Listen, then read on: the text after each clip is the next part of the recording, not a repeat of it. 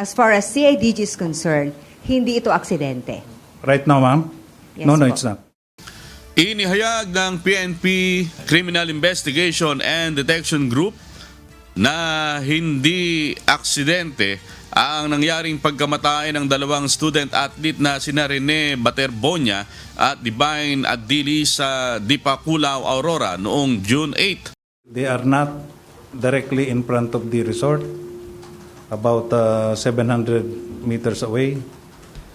They were aware that the current was strong. Prior leaving for Aurora, when they were informed, they have been talking a lot about the current situation doon sa Aurora, which is the tide, big tide doon sa area.